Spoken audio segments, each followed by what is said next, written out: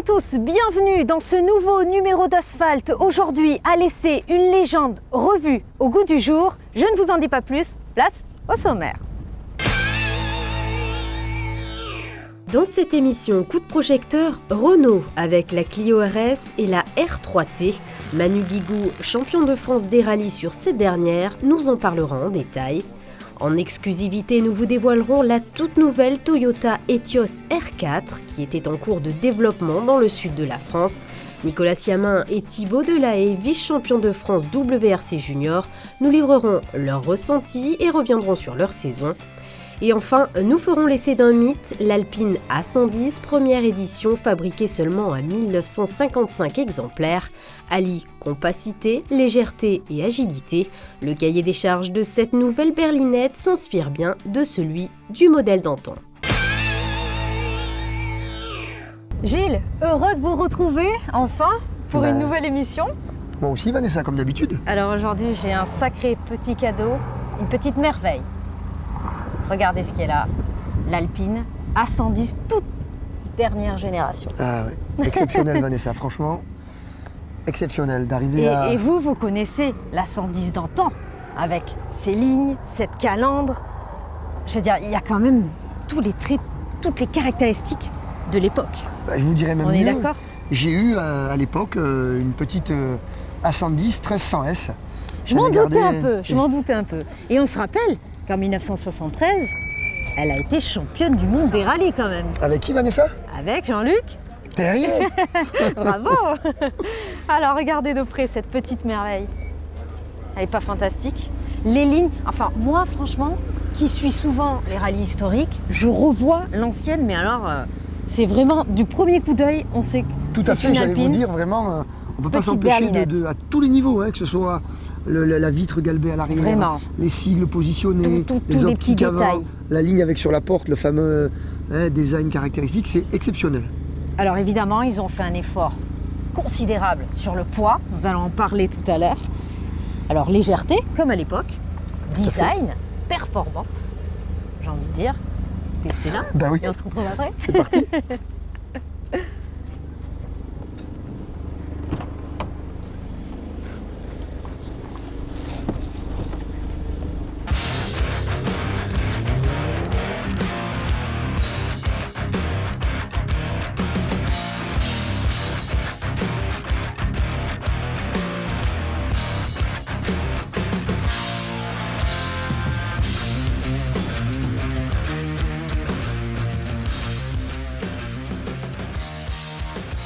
Elle est le modèle le plus emblématique d'Alpine. La 110 première génération jette une passerelle entre le passé et l'avenir de la marque. Les deux phares additionnels à l'avant, les flancs creusés, le capot nervuré et la lunette arrière galbée sont manifestement empruntés à la berlinette. Dotée d'un fond plat intégral et d'un diffuseur arrière fonctionnel, la belle peut se passer d'aileron arrière. L'accès à l'habitacle est parmi les plus faciles dans le segment des voitures de sport grâce à son seuil étroit et bas. L'intérieur fait écho à sa structure poids-plume. La console centrale flottante et les sièges baquets Sabelt en cuir lui confèrent praticité et légèreté. Gilles, ça y est, nous y sommes. Nous sommes dans l'Alpine A110. Allez, on va commencer ce test par, évidemment, comme d'habitude, en nous intéressant plus précisément au moteur, à la motorisation. Un moteur turbo, un 4 cylindres, qui développe quand même 252 chevaux. Alors, vous venez de l'essayer, un ressenti. Oui, c'est vrai que on est quand même ému quand on est passionné de rallye, surtout comme c'est mon cas. Je confirme. Comme c'est le vôtre, d'ailleurs. On ne peut qu'être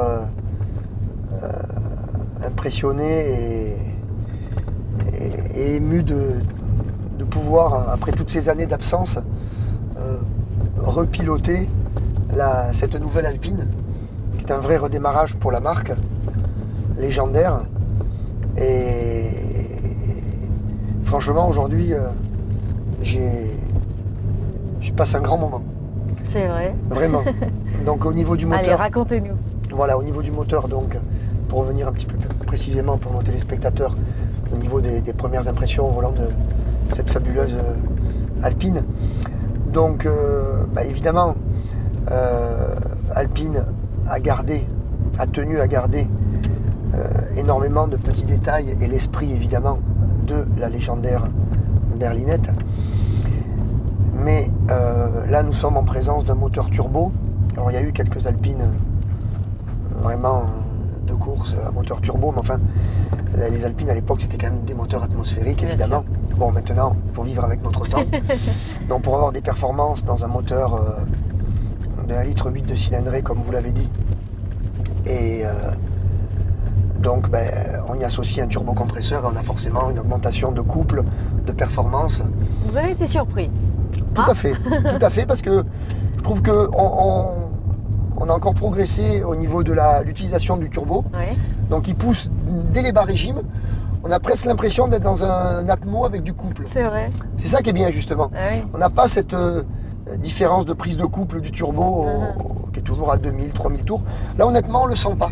D'accord. On a un moteur qui est très coupleux, linéaire en montée dans le régime.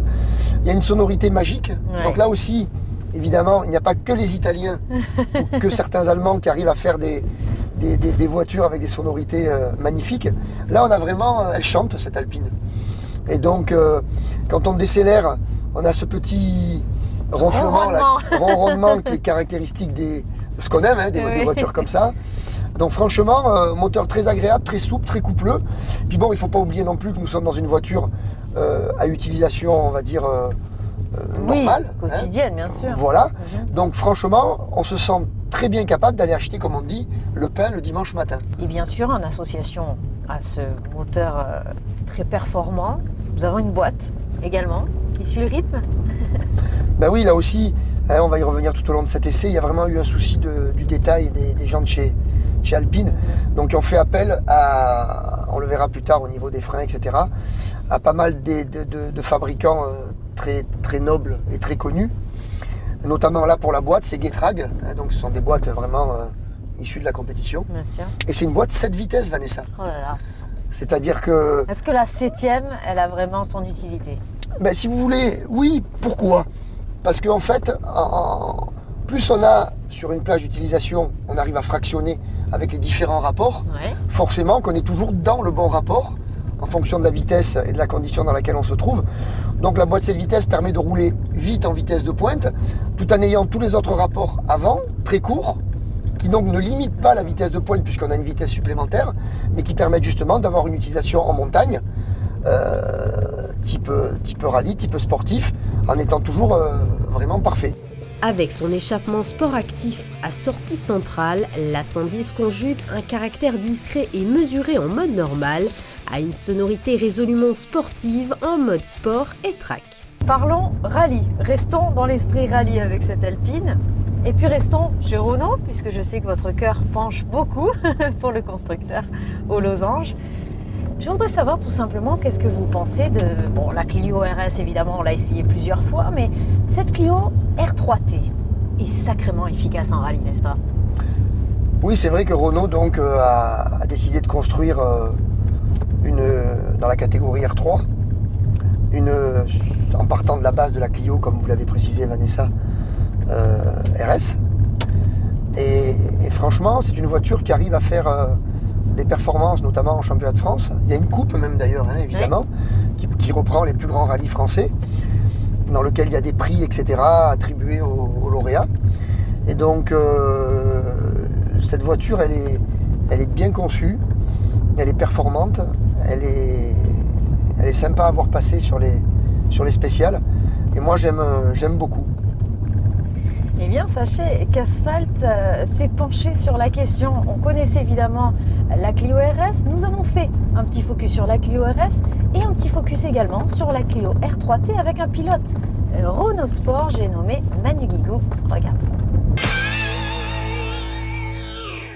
Châssis agile, 200 chevaux, look ravageur, la nouvelle Clio RS est sans doute la plus réussie de sa catégorie. Pour Asphalt, nous allons tester la petite bombe sur les routes barroises.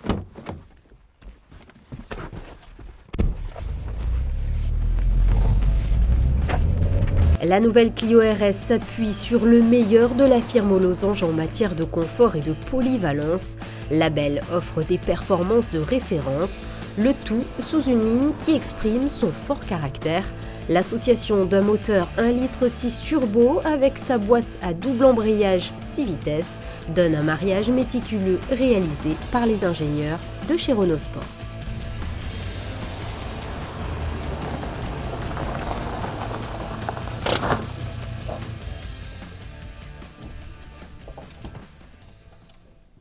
Eh bien, nous sommes chanceux aujourd'hui car je laisse à présent la Clio RS de série pour vous faire monter à bord de la Clio R3T avec un pilote Renault Sport, j'ai nommé Manu Guigou. Nous allons tout de suite à sa rencontre. Suivez-moi. Manu Guigou, bonjour. Bonjour. Merci de rejoindre Asphalt le temps d'une émission, c'est un plaisir. Alors, petit retour en arrière. En 1994, vous démarrez dans les rallyes en tant que copilote. 3 ans plus tard, vous prenez le volant et en 1999, vous gagnez ce fameux volant 106. Finalement, là, c'est le moment où tout a démarré. C'est un petit peu vrai, c'est une formule de promotion qui était donc sur le championnat de France. Et effectivement, c'est un tremplin pour les jeunes pilotes.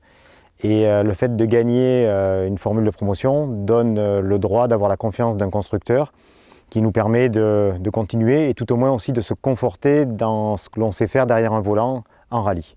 Alors, le rallye a vraiment évolué, vous avez connu de belles années. Est-ce que vous pensez finalement que l'évolution est positive? Est-ce qu'aujourd'hui, finalement, en gagnant une formule de promotion, on a moins de chances d'y arriver qu'avant? Non, moi je pense que c'est de toute façon pour un jeune pilote, passer par une formule de promotion, c'est indispensable. Déjà pour connaître son niveau, pour progresser, parce qu'on court à armes égales avec le même produit que le voisin. Donc la seule différence qu'il puisse y avoir, c'est effectivement l'expérience, mais aussi le pilotage. Et le pilotage fait vraiment la différence au niveau du résultat. C'est vraiment ce qui est déterminant. C'est vraiment pour un jeune aujourd'hui qui nous regarde, oui, qui veut démarrer dans les rallyes, c'est vraiment le conseil que vous lancez. Oui. Et il existe différents types de trophées d'ailleurs en France. On parle de la Coupe 208, mais on peut parler aussi du trophée Clio, Clio R3T avec cette auto-là d'ailleurs. Bien sûr. Et effectivement, c'est un passage obligatoire, vraiment. D'accord. Vous êtes fidèle à la Clio R3. Est-ce que finalement c'est une catégorie, une voiture, une auto qui vous correspond vraiment? Alors c'est le produit actuel qui se fait, qui se vend au catalogue compétition client chez Renault Sport. Auparavant, je suis passé avec différents produits. Il y a eu la Clio Super 1600 pendant quelques années, la Clio Group N, la Clio R3, ancienne génération avec un moteur Atmo. Là, on est vraiment dans une évolution quand même. Là, on est vraiment dans une évolution, surtout aujourd'hui avec le downsizing qui permet d'avoir des plus petits moteurs, notamment pour la pollution. Donc on est avec un 1600 turbo, très coupleux, 47 mètres kg de couple, des freins énormes. Et forcément oui, c'est un nouveau produit et je me fais très plaisir avec cette auto-là. Un mot peut-être sur Automéca, c'est votre structure? Oui, c'est ma structure, effectivement. Une structure que j'ai donc rachetée il y a 4 ans au regretté Philippe Bugelski, qui nous a quittés malheureusement. Et effectivement, je suis basé sur Aix-en-Provence et j'ai comme activité de louer des véhicules de compétition, modernes ou anciens. Aussi, je fais aussi dans le VH. Et voilà, donc c'est une activité complémentaire à mon activité de pilote, puisque j'en ai fait aussi mon métier. J'imagine que vous suivez de très près le nouveau groupe qui arrive en rallye, le R4. Oui. Alors, on savait que déjà du R2 au R3, c'était un pas en avant, mais du R3 au R5, il manquait quelque chose. Est-ce que vous pensez que c'était indispensable? Et enfin, on a ce R4 qui arrive en rallye. Alors, effectivement, il y avait une marche à combler entre le R3 et le R5, qui donc est le R4, avec un budget maîtrisé. Bon, à savoir que le produit R4 est quand même très proche de la catégorie R5 en termes de budget, aussi en termes de performance. Je pense qu'un plus proche de la R3, ça aurait été peut-être plus ajusté. Mais en tout cas, c'est une marche qui est intéressante, pas forcément pour le jeune pilote, mais au moins pour pouvoir continuer à évoluer jusqu'au WRC. Oui. Vous avez fait une saison formidable là, cette année, hein, on peut le rappeler, vous êtes champion de France de roues motrices. Vous avez donc fait une belle finale ici au Rallye du Var sur ces routes-là. Est-ce qu'on peut revenir sur ces moments? Vous avez eu quand même quelques moments difficiles, mais bon, vous êtes arrivé au but aujourd'hui. Alors c'est vrai qu'une saison est ponctuée de haut et de bas. Oui. De toute façon, c'est le rallye. Et effectivement, une saison est ponctuée de victoires, par moments d'abandon, ce qui peut arriver. Mais l'important, c'est de marquer des points tout au long de l'année. On l'a vu cette année avec notre pilote talentueux qui est champion du monde, Sébastien Ogier, qui n'a pas forcément gagné à chacune des fois. Par contre, il a géré son championnat et il a prouvé encore qu'il était le meilleur pilote. Donc effectivement, sur une saison, il faut marquer des points. Je crois que c'est Ron Dennis qui disait ou peut-être Enzo Ferrari qui disait qu'il faut marquer des points intermédiaires. Et ces points intermédiaires, c'est vraiment le plus important dans un championnat. Vraiment être régulier. Oui, il faut vraiment être régulier dans la performance. Alors quels sont vos futurs projets? Est-ce qu'on vous revoit l'année prochaine ou Alors c'est encore un petit peu tôt pour savoir ce qu'on va faire en 2018. Je m'amusais beaucoup avec la Clio R3T, je roule avec depuis 2014. Moi, ce que je souhaiterais, c'est j'aimerais que Renault fasse une 4 roues motrices. Personnellement, oui. C'est vrai que ça serait vraiment sympa. ça serait vraiment sympa. Ça permettrait de progresser et je pense qu'il y a. Pourquoi pas avec la Mégane, oui, c'est vrai. Avec la Mégane ou la nouvelle Clio qui va arriver fin 2018, c'est vrai que ça serait vraiment sympa parce que ça permet de progresser. Alors c'est une auto qui est très agile, qui permet de faire de belles performances, la Clio, mais très efficace, très efficace, vraiment très efficace, très bien dans le bosselet. On retrouve les qualités du châssis de la Clio RS Trophy que l'on a sur la route de tous les jours, avec des butées hydrauliques, avec pas mal de choses qui sont communes, un châssis, un moteur commun. Donc c'est très efficace, mais il manque de petites roues motrices. D'accord, le message est passé. En tout cas, merci beaucoup Manu Guigou de nous avoir accordé cet entretien pour Asphalt. Et ce que je vous propose, c'est aux téléspectateurs de venir faire un petit tour à l'intérieur. Hein, très bien, on va faire ça. C'est parti. Merci.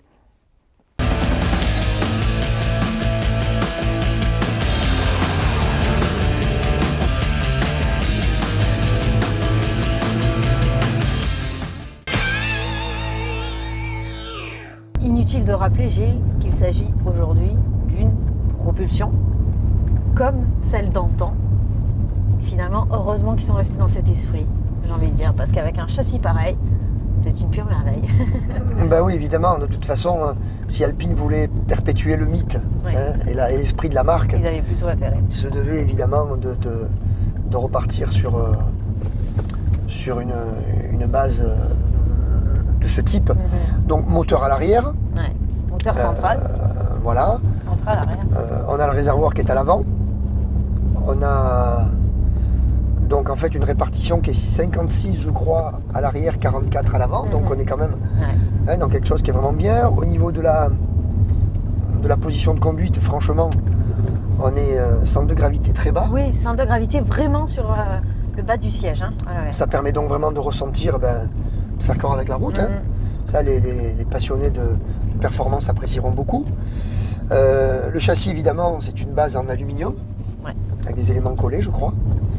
Donc rigide, léger. Très léger, c'est vrai. On a oublié d'évoquer. Mais le poids, je crois que là, c'est imbattable. C'est imbattable. C'est vrai que quand on a eu un petit peu le débriefing à la conférence de presse ce matin, on a vraiment vu un souci et une attention particulière donc à que tous les éléments de l'auto soient optimisés au niveau du poids. Donc le châssis en priorité évidemment. On fait une petite parenthèse sur le poids puisqu'on en parle. Oui. Donc utilisation de matériaux nobles. 1050 kg, on va le dire. 1050 kg sans option. Tout à fait. La 110 se dote d'une structure en aluminium pour la légèreté et des suspensions sophistiquées à double triangulation. Son excellent rapport poids-puissance, auquel vient s'ajouter la fonction Launch Control, permet à l'Alpine de passer de 0 à 100 km/h en seulement 4 secondes 5. Nous venons de parler de la Clio R3T que nous adorons. Passons, Gilles, à l'échelle supérieure. Parlons de ce fameux nouveau groupe, le R4. Enfin, nous l'attendions, j'ai envie de dire. Entre ce R3 et ce R5, il manquait quelque chose. Et ça y est, il est arrivé. Oui, en effet. C'est apparu donc cette année. Je ne sais pas si ça sera encore homologué en France. Ils sont en train de discuter. Mais en tout cas, dans d'autres pays, oui. Et donc on a vu la première apparition de ce véhicule. Alors je dirais véhicule, pourquoi? Parce qu'en fait c'est une catégorie, c'est un concept un peu particulier, c'est un kit en fait.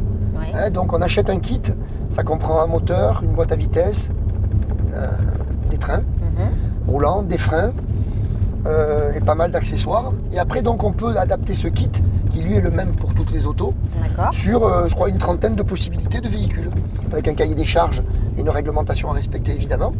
Et ça permet d'avoir une voiture 4 roues motrices, avec un moteur de 250 chevaux, pas mal, qui est quand même une petite R5 avec un châssis hyper efficace apparemment, et qui coûte moins cher à l'exploitation au niveau du kilomètre. Ça marche comme ça en rallye. Quand on part, je crois une cinquantaine d'euros, donc moins cher que sa grande sœur, la R5. Et là, c'est Oreca donc, qui a remporté le marché pour développer le premier prototype avec Stéphane Sarrazin, donc qui a été quand même plus d'autres pilotes, mais bon voilà, le pilote qui a beaucoup apporté au développement de cette voiture. Et elle a fait ses premiers tours de roue au rallye du Var. Ah, j'allais le dire. Bien justement, vous m'avez enlevé les mots de la bouche, puisqu'évidemment, Asphalt était là pour les premiers tours de roue de cette fameuse R4, un modèle qui n'existe pas en France, évidemment, qui conduisait et qui pilotait pour le développement de cette voiture un équipage assez connu d'Asphalt. Vous allez comprendre pourquoi, regardez. Espoir échappement 2014, Nicolas Siamin clôture sa deuxième saison en WRC. Il signe une belle et méritée deuxième place au championnat du monde junior en validant le titre de vice-champion du monde des rallyes juniors. On a quand même gagné le rallye de Finlande.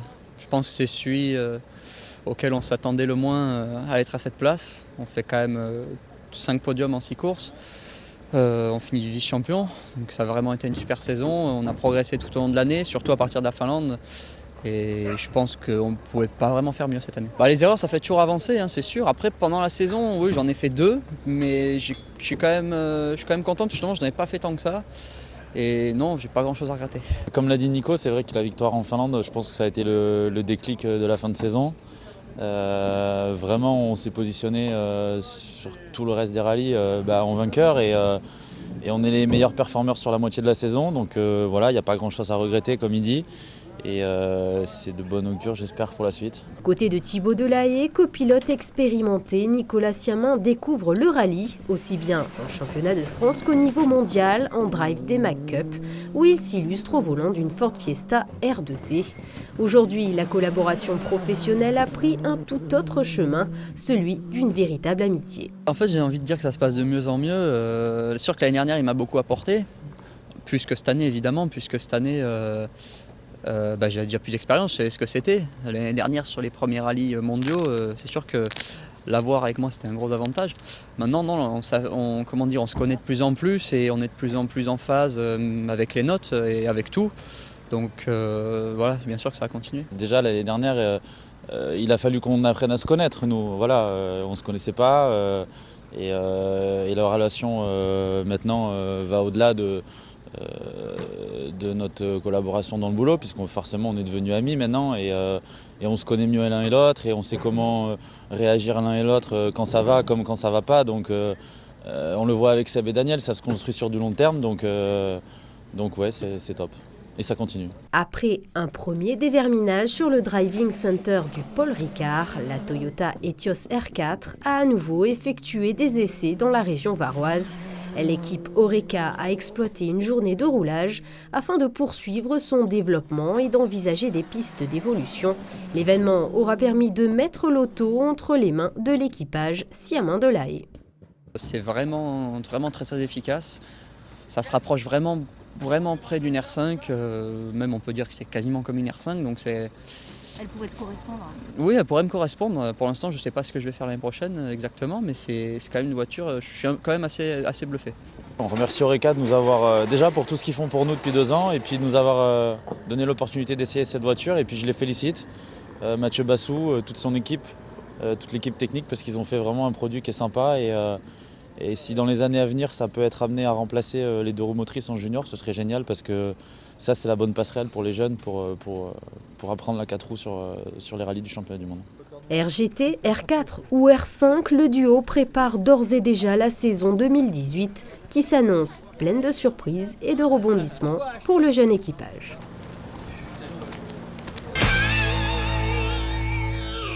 Il est l'heure de faire le bilan. Vous qui avez connu le premier modèle de cette fameuse A110, est-ce que ce nouveau modèle est à la hauteur?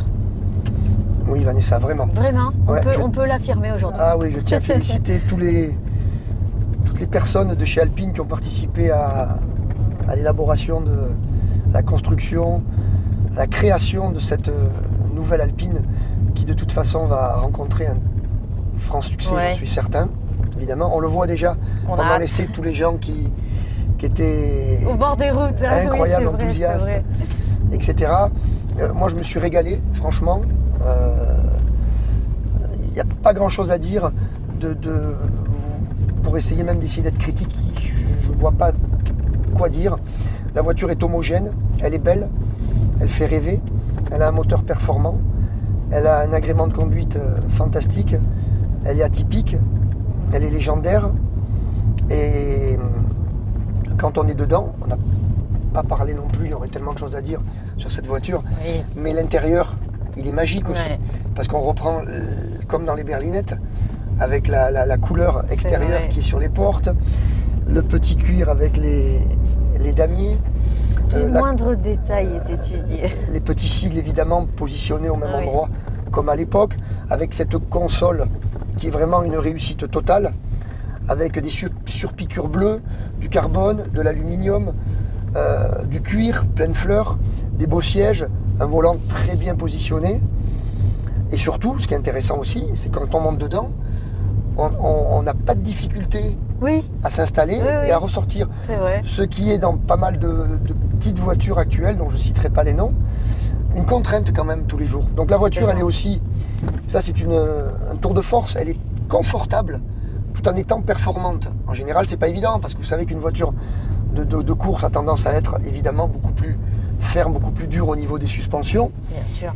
Et là, si vous voulez, on arrive à avoir une voiture confortable, vous avez vu, on est bien dedans. Oui, vraiment. Et quand on roule, la voiture, elle vire à plat, elle ne prend pas de roulis, elle motrice bien aussi, il n'y a pas eu besoin d'avoir un autobloquant d'origine, ils ont pu s'en passer. Ça aussi, c'est très fort. En général, quand on a une voiture en mode propulsion, c'est pas facile. Là, elle est hyper efficace, très bonne liaison au sol. Que du bonheur, Vanessa. Rien à dire. Eh bien, Gilles, moi, je vous propose tout de suite d'aller finalement sur ce fameux circuit, le fameux Grand Sambuc. Vous faites quelques tours pour terminer avec cette Alpine et nous, on se dit au revoir. Merci en tout cas, c'était encore du pur bonheur. Pour moi aussi, Vanessa.